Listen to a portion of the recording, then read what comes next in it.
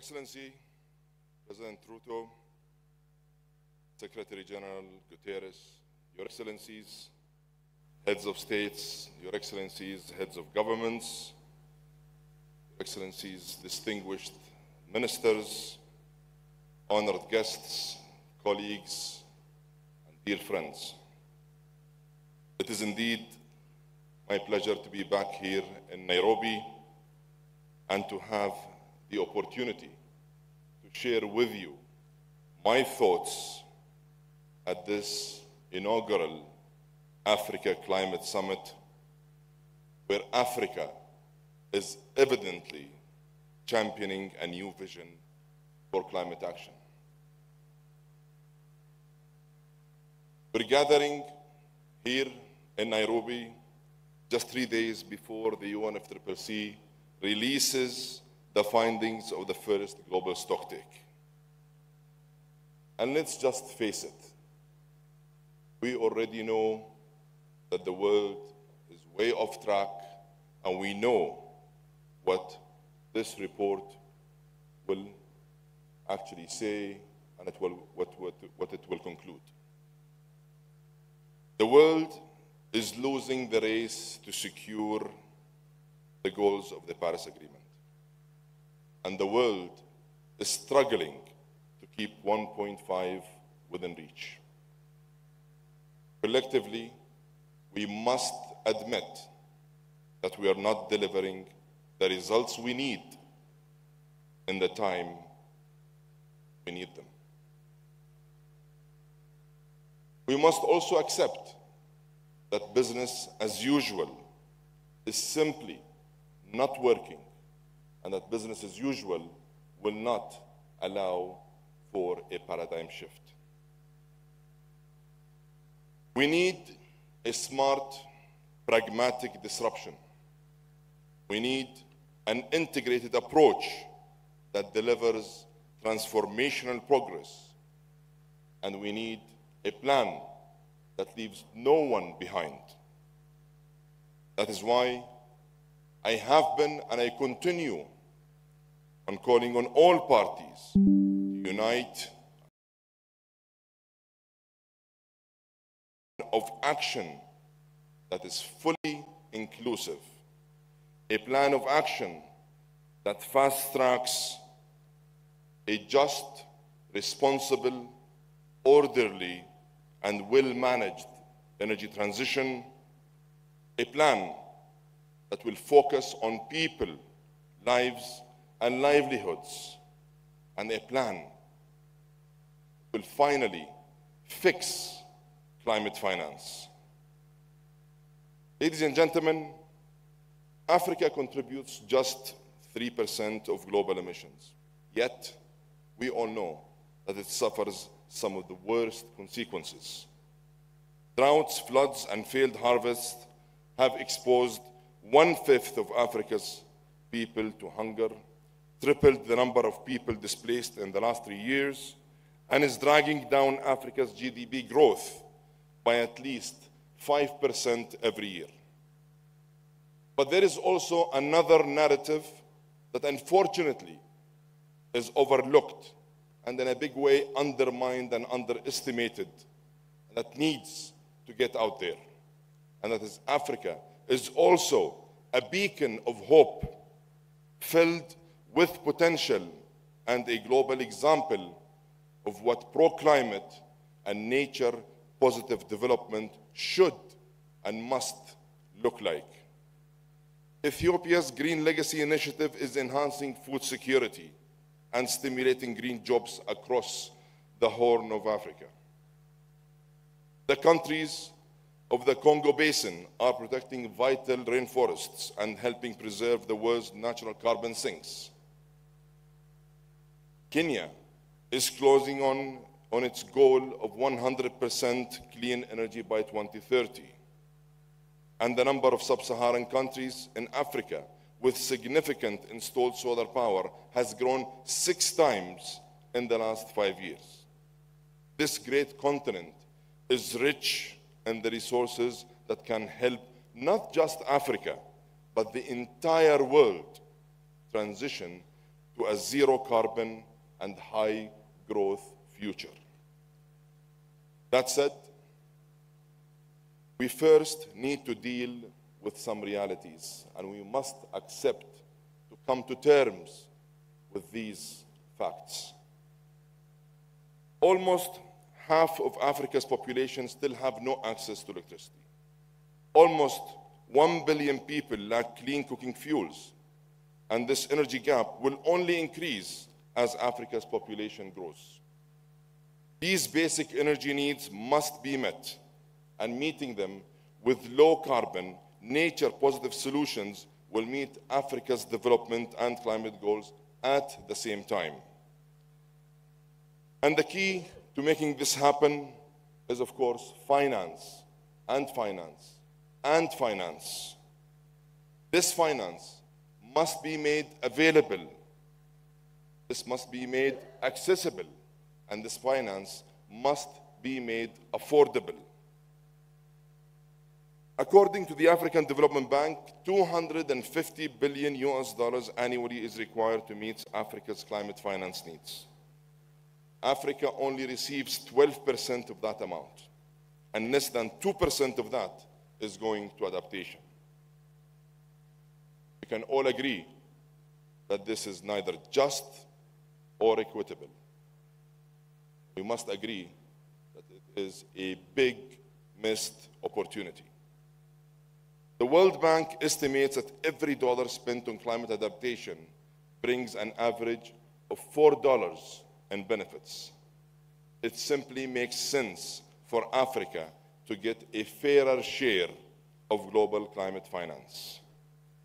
That is why I am calling on donor countries to close out the $100 billion pledge they made over a decade ago and to replenish the Green Climate Fund. I will continue to press on these issues. I am also calling on donors to double adaptation finance by 2025, and for all parties to transform the global goal on adaptation from theory and text into real action and tangible results. We also need early pledges for the Loss and Damage Fund to help vulnerable countries recover from severe climate impacts that they already are exploring and experiencing. What was promised in Sharm el-Sheikh must be delivered in Dubai.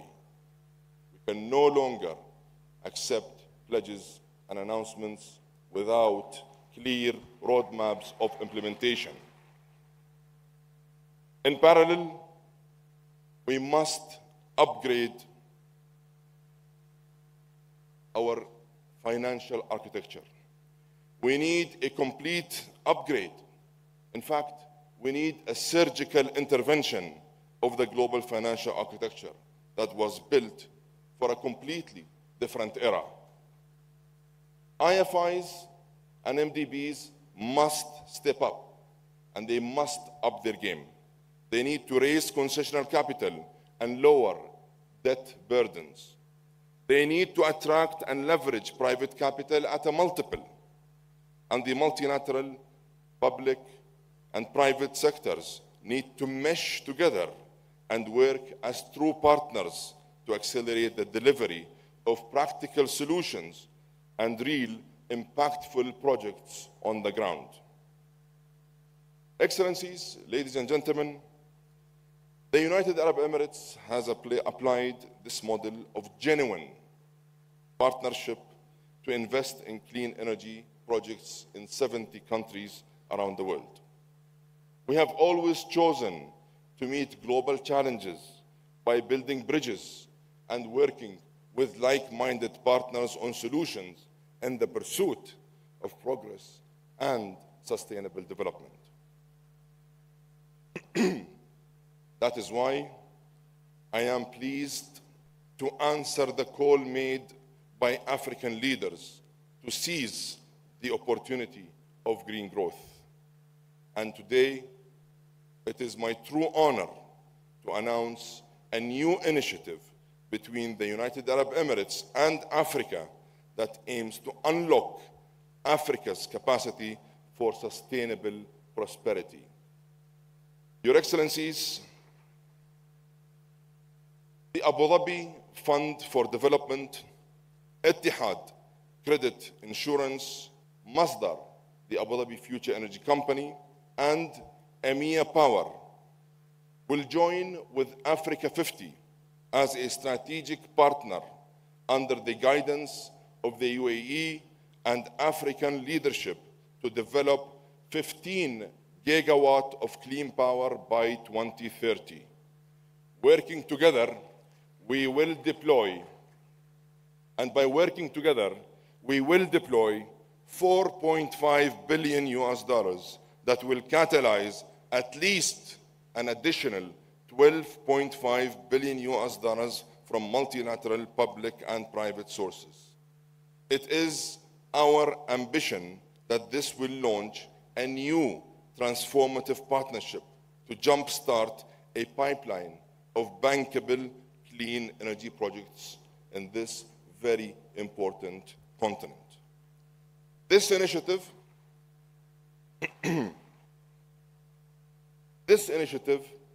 will target countries with clear transition plans, robust regulatory frameworks, and a real commitment to putting the necessary grid infrastructure in place. It will clearly demonstrate the commercial case for clean energy investments across this very important continent. This initiative is designed to work with Africa and for Africa. It will act as a scalable model that can and should be replicated. And it will support COP28's global goal of tripling renewable energy by 2030. And here, let me take the opportunity to thank His Excellency, the President of Kenya, and his government, and the African Union Commission and the EU Presidency for championing this goal alongside COP28. It's through their leadership that they are choosing a path that makes economic and climate sense at the same time. And let me extend an open invitation to all Africa's leaders to join us at COP28 to help mark a new, ambitious era for Africa's sustainable growth. Ladies and gentlemen, as COP28 approaches, I am determined that it is a turning point that delivers for everyone, everywhere. We don't want to leave anyone behind. Climate change is a global fight, and it demands a global solution. If Africa loses, we all lose. And if Africa succeeds, we all succeed. Progress for one is progress for all. Let's unite, act, and deliver to turn the rhetoric into real results. Let's turn pledges into tangible projects on the ground. And let's launch a new and optimistic future that puts the world on a climate-positive pathway and offers an opportunity for all to prosper. I thank you all, and I look forward to receiving you at COP28. Thank you.